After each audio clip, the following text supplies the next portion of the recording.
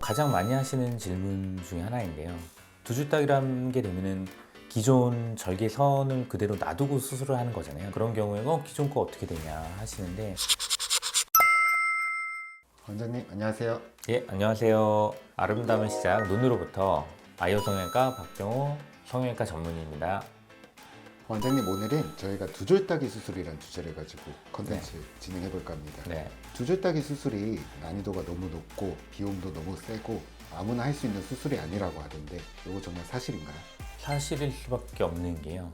제가 환자분들한테 항상 얘기하는 건데, 쌍꺼풀을 높이는 거는 상대적으로 좀 쉽습니다. 하지만 반대로 낮추는 건 어렵습니다. 이렇게 이해하시면 편한데요. 쌍꺼풀 테이프를 붙이고 막 주름이 생기고 위에 겹주름이 점점 늘어나면서 눈이 꺼지기 시작하면서 나이가 점점 들면서 쌍꺼풀이 막 주름 생기고 높아지거든요. 그냥 자연의 방향이에요. 힘을 벡터가 위를 잘 받아요. 근데 벡터가 그러니까 밑에서 낮은 상태로 다시 올라가게 하는 건 자연에 반대되는 성질이거든요. 그래서 어려울 수밖에 없고, 특히 두 줄 딱이라고 하면은 단순히 높은 유착이 없는 눈을 낮추는 거랑 또 차원이 다르게 위에 있는 유착을 풀고 아래에서 다시 잡아줘야 되기 때문에 그거를 다 유착 푸는 과정도 필요하고 벡터를 아래로 낮춰야 되기 때문에 난이도가 상당하죠. 그렇기 때문에 웬만한 초심자들은 당연히 접근하기가 어렵고요. 많은 경험을 쌓고 케이스가 많은 분들이 하실 수 있는 수술이 되겠습니다. 그 두 줄 따기 하면은 재수술이라고 알고 있고 거의 최후의 방법으로 선택하는 수술 방법이라고 하더라고요. 그래서 좀 어떤 분들한테 두 줄 따기 수술 권하시는지. 두 줄 따기를 일단 검색해 보신 분들은 여러 번 해보신 분들이라고 생각하시면 되겠고, 그분들은 이미 다 알고 계신 내용인데, 눈 이제 마진부터 그 눈썹 하단의 그런 피부 양이 정해져 있거든요. 그리고 피부 두께도 정해져 있고 피부 양도 정해져 있는 상태에서 기존에 수술했던 게 피부를 너무 많이 절제했다거나 근육을 많이 절제했다거나 그런 분들이 흉터를 없애기 위해서 절제를 하면 좋은데 절제할 피부가 없는 거예요. 그럼 어쩔 수 없이 새로운 절개를 들어가야 되는데, 그 위에 흉터 절제를 못하니까 절개 후에 그 흉터 부분을 다 풀어주는 게 두 줄 따기 수술이 됩니다. 그래서 딱 심플하게 피부 여유가 없고 손상이 너무 심한 분들은 두 줄 따기밖에 할 수 없는 것이죠. 가장 많이 하시는 질문 중에 하나인데요. 두 줄 따기라는 게 되면은 기존 절개선을 그대로 놔두고 수술을 하는 거잖아요. 그런 경우에 기존 거 어떻게 되냐 하시는데, 그래서 기존 흉터를 제거하는 건 아니지만 그 밑에 숨어있는 흉터들을 제거함으로써 겉에 있는 기존 절개선의 흉터도 잘 보이지 않게 되는 원리라고 생각하시면 됩니다. 아이오 성형외과에서 좀 수술을 진행한 분들은 좀 두 줄 따기 수술의 비율이 어떻게 돼요?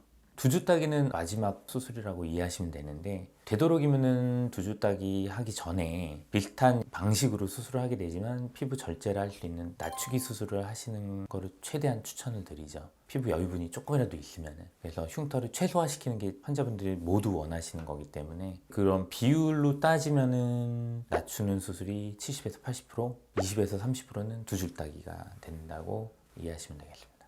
두 줄 따기 수술을 해도 원래 쌍꺼풀로 다시 돌아간다 라는 좀 그런 무서운 말들이 좀 존재하더라고요. 새로 절개한 라인으로 접히지 않고 그 위에 라인으로 다시 접히게 되는 경우, 그런 경우가 종종 발생할 수가 있는데요. 그래서 밑으로 가게끔 유착을 잘 만들어주는 게 기술적으로 굉장히 어렵다고 아까 그래서 말씀드린 거고, 그래서 그걸 방지해주는 방법 중에 하나가 지방 이식을 좀 하는 게 있어요. 그러니까 위에 조직량이 부족하고 그 플랩이라고 하는데 그 조직량이 적으면은 접히거든요. 그래서 거기에 그런 힘 받는 거를 방지해주기 위해서 지방 이식을 하는 경우가 있습니다.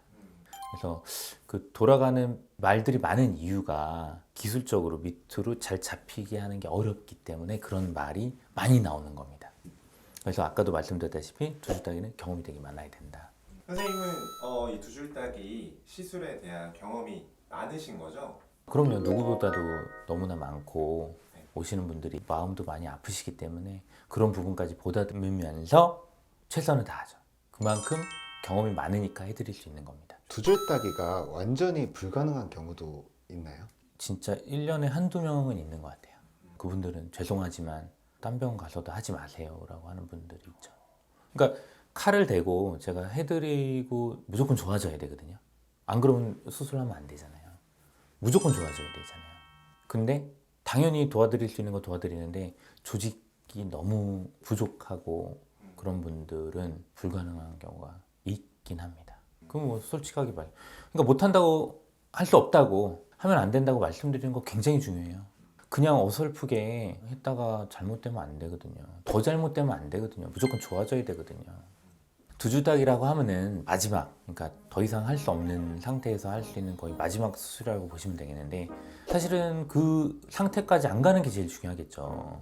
그래서 뭐 실력 있는 의사분들 만나서 적절하게, 너무 욕심부리지 않고 잘 수술하는 것도 중요하겠고, 물론 의사분들이 더 잘해 주셔야 되겠지만 피치 못해서 그렇게 되는 경우도 있거든요.